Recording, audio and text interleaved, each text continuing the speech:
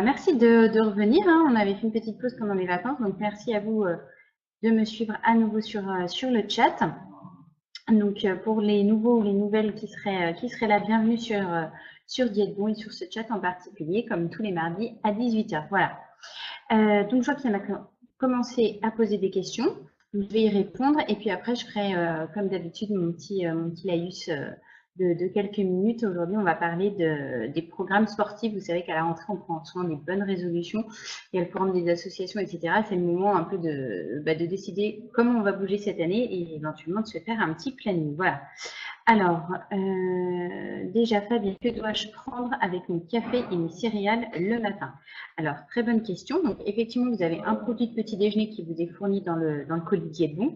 Donc, vous avez choisi a priori les céréales croustillantes. Vous pouvez aussi avoir du pain aux céréales ou des pancakes. Alors, soit vous prenez simplement votre café et vos céréales, soit vous pouvez ajouter un laitage ou un fruit, ou les deux. En fait, vous allez voir dans le livre qui vous est donné dans le colis, le premier livre, voilà. Réussir mon programme top 1. Vous avez page 8, la structure qui vous est proposée. Donc, nous, dans la structure, on met un laitage et un fruit le matin. En fait, l'idée, c'est surtout de rajouter 2 laitages, 2 fruits et une crudité vinaigrette dans la journée. Après, libre à vous de les rajouter quand vous le souhaitez. Vous pouvez tout à fait prendre un laitage et un fruit le matin. Voilà. La page 8, ici. Fèvre, alors moi je voudrais savoir s'il est normal que les cornflakes au fruits rouges et au chocolat, pourquoi ils ne se ramollissent pas avec un peu de lait comme les autres céréales?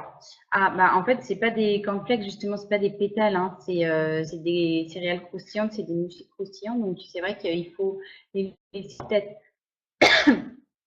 un peu plus longtemps pour qu'ils soient plus mous. Après, à voir si vraiment par rapport à vos dents ça vous pose trop de problèmes, bah, prenez plutôt des pancakes ou du pain aux céréales les prochaines fois, qui eux sont vraiment très mous, surtout les pancakes pour le coup.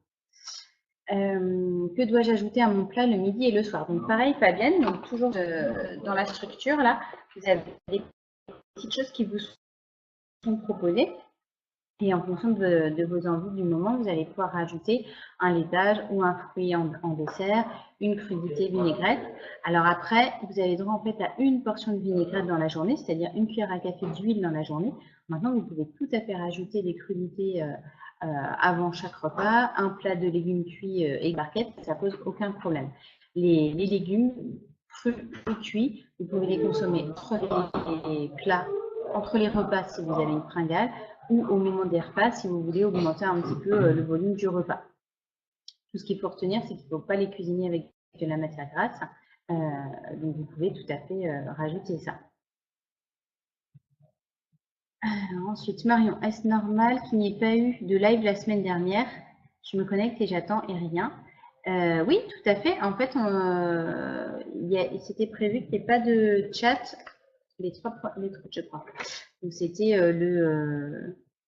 c'était le 2 août, le 8 août, le 16 août et le 23 août. Voilà, les quatre premières semaines d'août où en fait c'était les congés. Tout simplement.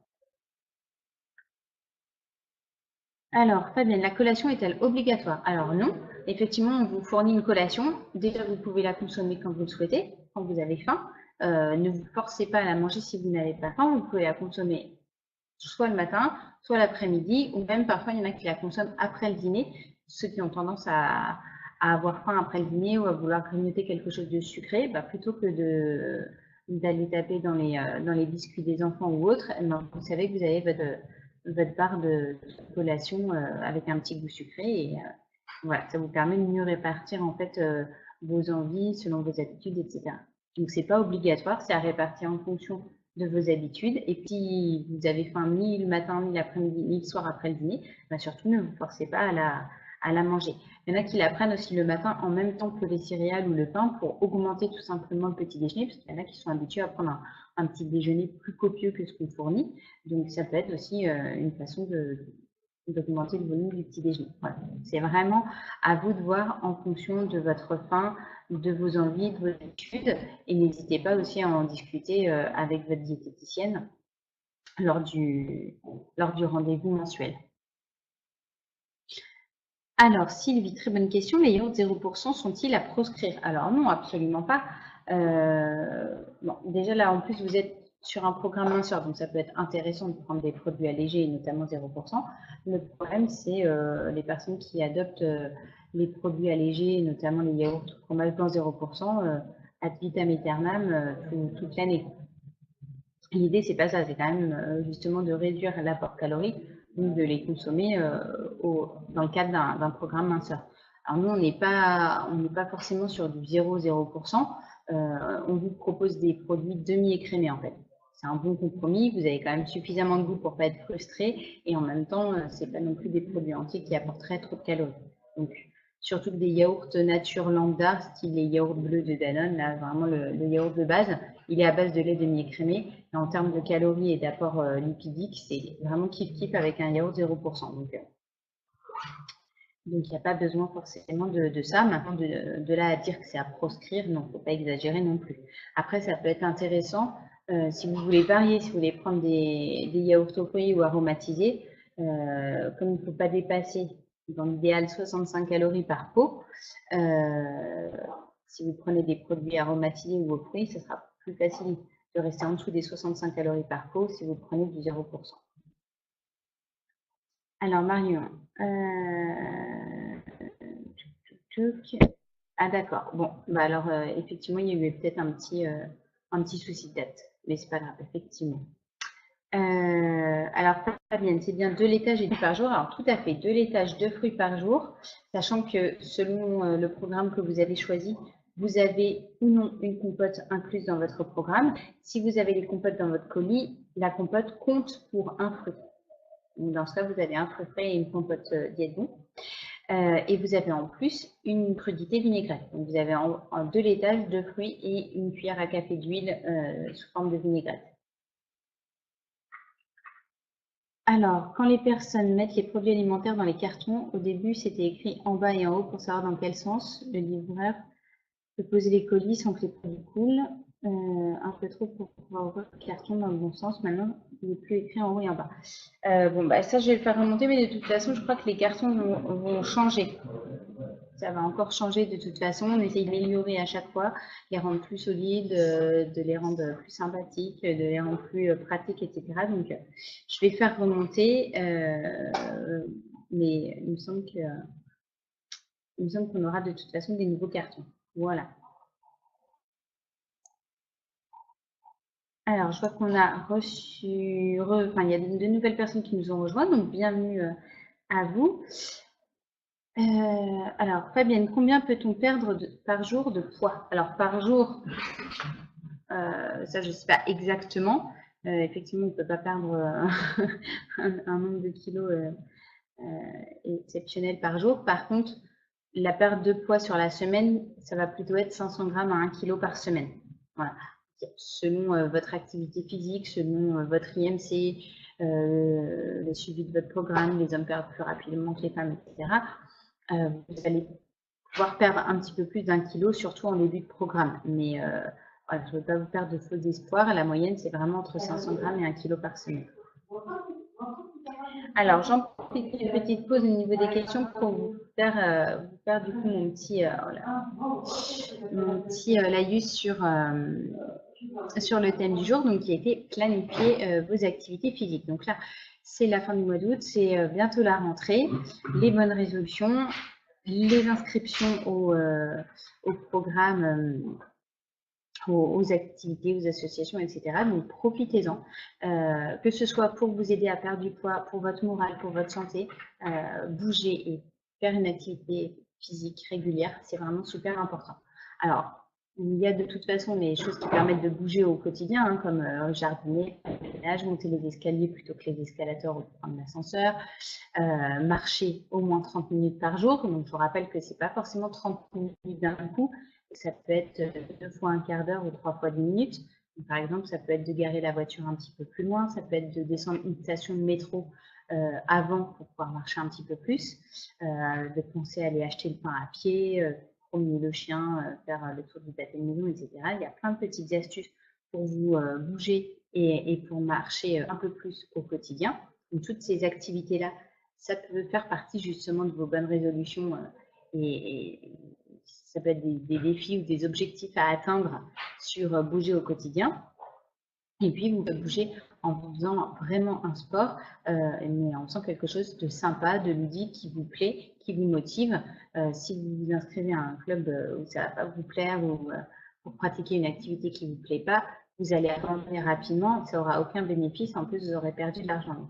Essayez de vous renseigner sur Internet s'il y a des nouvelles mouvances, s'il y a des nouveautés un peu sympas, notamment au niveau du fitness.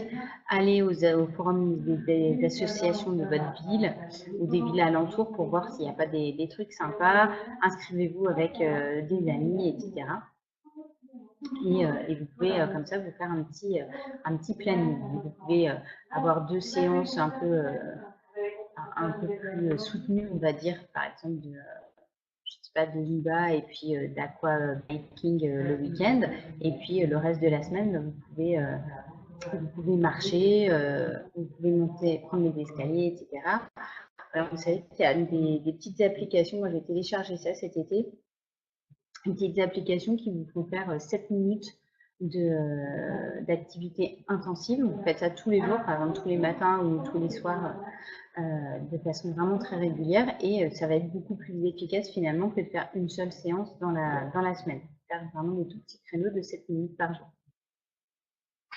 Voilà, donc du coup, s'il y en a qui se sont déjà inscrits ou renseignés, n'hésitez pas à nous en faire part, mais essayez vraiment d'intégrer l'activité physique et le sport dans votre quotidien et tout au long de votre programme master pour en prendre de bonnes habitudes et continuer même après. Fabienne, alors peut-on boire de l'eau gazeuse? Tout à fait. Tout à fait, l'eau gazeuse, c'est pas un soda, il n'y a pas de sucre dedans, donc vous pouvez consommer de l'eau plate, de l'eau gazeuse, de l'eau minérale, de l'eau du robinet, de l'eau de source, il n'y a aucun souci. Ne prenez pas les eaux gazeuses du coup aromatisées, ou en tout cas vraiment juste un verre de temps en temps. Et le seul souci, c'est que les eaux gazeuses, ça peut, il y a du gaz dedans, donc ça peut ballonner. Il y en a que ça aide à digérer. Là, si vous en consommez trop, vous risquez d'avoir mal au ventre, d'avoir le ventre gonflé. Attention également aux eaux qui sont trop salées, ceux notamment qui font de la rétention d'eau, voilà, comme Vichy Célestin par exemple, ou Saint-York, qui sont quand même plus salés que les autres eaux. Crétal, je démarre aujourd'hui, j'ai une petite question. La collation petit sablé, combien peut-on en prendre? Alors que ce soit les petits sablés ou les cookies, il y en avait 4 par sachet, c'est le sachet entier par collation. Alors, ce qui est intéressant, moi, que j'aime bien dire petit gâteau là, c'est comme vous en avez 4 dans le sachet, si vous avez besoin de fractionner vos vous pouvez très bien prendre un yaourt avec 2 petits biscuits et garder 2 autres biscuits avec votre tisane le soir, ou 2 biscuits de collation dans la matinée. Vous pouvez tout à fait séquencer en fait vos collations. Alors Fèvre, est-ce que ce serait possible par mail ou à l'accueil quand la réunion en ligne est décalée, vacances, etc., de mettre au courant? D'accord, on fera attention de publier ça sur nos pages Facebook, effectivement, pour les prochaines fois. Alors, Crétal, je piétine toute la journée. Peut-on dire que c'est une activité physique? Alors, oui, d'ailleurs, si vous prenez un podomètre, en fait, que vous gardez dans votre poche toute la journée, vous serez peut-être étonné du nombre de pas que vous allez faire. Ça serait un truc intéressant à faire. C'est pas très cher, hein, maintenant, les podomètres, vous en avez un petit peu partout sur Internet, chez Decathlon, etc. Et de voir combien de pas vous faites dans la journée. Donc, à partir de 5000 pas, vous n'êtes plus considéré comme quelqu'un de sédentaire, vous êtes considéré comme quelqu'un d'actif. Et à partir de 10 000 par jour, donc ça représente à peu près 40 minutes, 1 heure de marche par jour, là, on peut dire que vous prenez contrôle de votre santé et que ça va participer à votre perte de poids. Alors, on reste à 8, donc je pense qu'il y en a qui sont encore restés en vacances. Tant mieux pour eux. Est-ce que vous aviez d'autres questions? Alors, y aura-t-il de nouveaux plats comme la nouvelle salade de tofu? Alors oui, de toute façon, les nouveaux plats, il y en a assez régulièrement, à peu près tous les 2 mois, donc ne vous inquiétez pas, ça, on y veille. Notre responsable recherche et développement ingénieur avec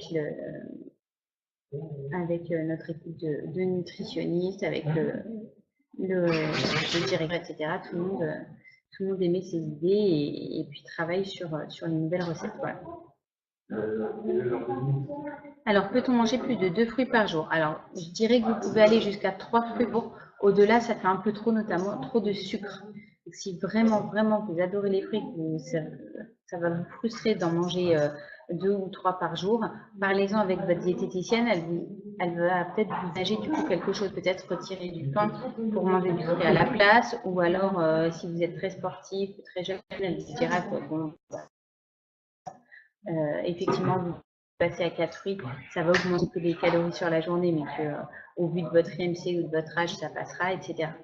Mais dans l'absolu, il y en a 2 sur le livret qui sont recommandés. Moi, je vous dis que vous pouvez aller jusqu'à 3, mais pas plus. Alors, fèvre, beaucoup avec du poisson, j'ai remarqué. Je crois qu'on essaye de faire à peu près kiff-kiff hein, entre la viande et... Moi, j'essaye de demander des plats végétariens également, donc ça arrive progressivement. On essaye vraiment de faire un peu de tout. Alors, la pomme est-elle bonne pour le régime? Alors, c'est vrai qu'en général, on dit que la pomme, c'est ce qu'il faut manger en cas de programme minceur. Ce qui est intéressant dans la pomme, c'est qu'elle contient de la pectine. Donc, c'est des fibres qui vont augmenter la satiété. Maintenant, une pomme, c'est à peu près 80 calories, donc on ne peut pas en manger non plus toute la journée. Donc, vous savez que vous pouvez consommer 2 à 3 fruits par jour. Faites-vous plaisir avec les fruits qui vous plaisent. Ne focalisez pas sur les pommes. Et pour les pommes, je vous rappelle, consommer bio, que les pommes non bio, elles soient même, je crois que c'est un des produits qui contient le plus de pesticides, donc il faut vraiment les consommer bio. J'espère avoir fait le bon choix avec des dons, car travailler en restauration, je ne mange pas du tout équilibré, j'ai pris du poids. Bah, je vous souhaite vraiment de réussir ce programme Crétal, mais non, je ne m'inquiète pas trop parce qu'on a vraiment des très bons retours et des très bons résultats. Donc, si vous êtes bien sérieuse et que vous respectez bien le programme, normalement, il n'y a aucun souci, vous allez perdre du poids. Alors, combien de grains de raisin constitue une portion de fruits? C'est à peu près 125 grammes, une petite grappe de raisin, quoi. Après, le nombre de grains, ça dépend si vous prenez du chasselas ou du raisin d'Espagne. Déjà, la taille des grains n'est pas la même, donc on va pas être sur du nombre de grains, mais on va dire 15 gros grains de raisin d'Espagne à peu près, quoi. Sylvie, a-t-on le droit d'ailleurs, avant de répondre, je rebondis sur les fruits pour vous rappeler qu'il y a quand même, page 11, dans votre petit livre, une portion avec différents fruits détaillés. Vous pouvez consommer une pomme, une demi-banane, un tiers de melon, deux mandarines, etc. A-t-on le droit de manger du pain en dehors de la journée libre? Si oui, quelle quantité? Alors le pain, ça va être le matin. Donc nous, on entraîne, soit vous avez les pancakes, soit vous avez le pain aux céréales. C'est 50 grammes de pain. Si vous préférez prendre de la baguette, ben dans ce cas, vous prenez 50 grammes de baguette. Maintenant, si vous voulez rajouter du pain dans la journée, c'est comme rajouter des fruits. Là, il faut vraiment voir ça avec votre diététicienne lors du rendez-vous personnalisé, parce qu'elle va pouvoir voir avec vous ce que vous pouvez supprimer plus facilement, ce dont vous avez besoin absolument, et ajuster en fonction toujours de votre IMC, de votre sexe, de votre activité physique, du nombre de kilos que vous avez à perdre, etc. Quel type de pain? Alors, dans l'idéal, de toute façon, il vaut mieux les pains, le pain intégral, le pain complet, le pain aux céréales, les pains avec pas mal de fibres. On évite les pains blancs. Donc, la baguette blanche, il vaut mieux de la baguette au levain ou de la baguette complète. Tout ce qui est pain blanc et alors encore pire le pain de mie où il y a en plus du sucre rajouté, des matières grasses rajoutées, ça c'est quand même à éviter. D'une manière générale, il vaut mieux le pain de boulangerie et le pain complet ou intégral. Alors le pain fait grossir si on en mange trop, c'est pas le pain qui fait grossir, c'est tous les aliments, à part les légumes qui ont vraiment très peu de calories, mais même les légumes, si vous en mangez des brouettes, vous allez grossir aussi en fait. C'est lui-même, c'est le nombre de calories que vous allez consommer. Alors après, effectivement, en prenant un morceau de pain, on a tout de suite plus de calories qu'avec un morceau de carotte, forcément. Mais c'est pas, vous n'allez pas grossir à cause du pain. Vous allez grossir parce que vous mangez trop de pain. Voilà. Et puis alors encore plus si vous prenez du pain avec dessus de la confiture dessus, là, c'est sûr que ça va d'autant plus rajouter du sucre et des calories. Alors Fabienne, si je ne mange pas du tout un jour, est-ce grave? Alors, tout dépend, est-ce que vous ne mangez pas du tout parce que vous n'avez pas faim ou est-ce que vous décidez de faire une journée de jeûne? Dans ces cas-là, pensez vraiment à bien vous hydrater. Il faut voir dans quel cadre vous faites ce jeûne, quoi. Parce que si vous vous forcez vraiment toute la journée, vous risquez d'être frustré et le lendemain de vous dire, bon, bah, j'ai jeûné hier, là, je peux m'autoriser des petits écarts. Et puis, en fait, bah, ça va pas bien habituer l'organisme et puis ça peut vous dérégler et au final ne pas vous faire perdre de poids, pas forcément, mais en tout cas stagner, quoi. Oui, quand je dis du Nutella, ça peut être de la pâte à tartiner, hein. Il y a pas que le Nutella, il y a plein d'autres pâtes à tartiner qui ont une composition très très bien, très très bonne, très intéressante. Donc, voilà, si vous regardez sur les étiquettes, vous voyez que qu'il n'y a pas que le Nutella et qu'il y en a d'autres très très bien. Mais justement, si vous en mettez sur votre pain, bah, c'est ça qui, plus que le pain, qui vous fera grossir. Voilà. Alors, il reste 3 petites minutes. Est-ce que tout le monde a pu s'exprimer, poser ses questions?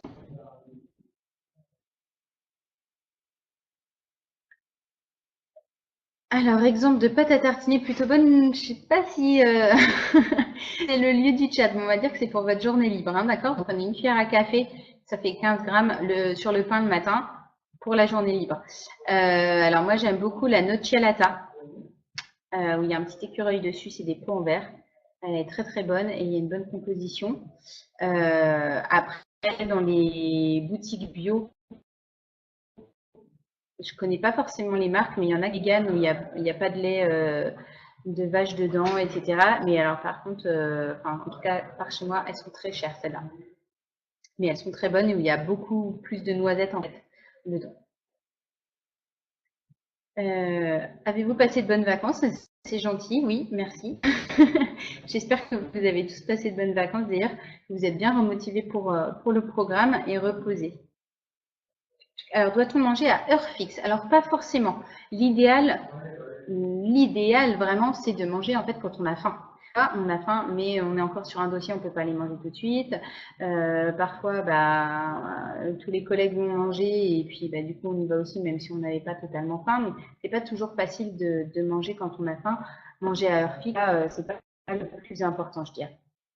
Vraiment, ne pas grignoter et ne pas se forcer à manger si vraiment on n'a pas faim et essayer de manger quand on a faim. La confiture, on peut. Alors, la confiture, le miel, le sirop d'érable, etc., tout ce qui est sucré comme ça, vous pouvez en consommer une cuillère à soupe, ça fait à peu près 30 grammes, à la place d'un fruit. Il y en a qui vont prendre un fruit frais, d'autres qui vont prendre un verre de jus d'orange. Sur vos pancakes, vous pouvez prendre une cuillère à soupe de sirop d'érable, par exemple. Ok, en restauration, bah oui, c'est vrai, en restauration, on est complètement lié au niveau des horaires, effectivement.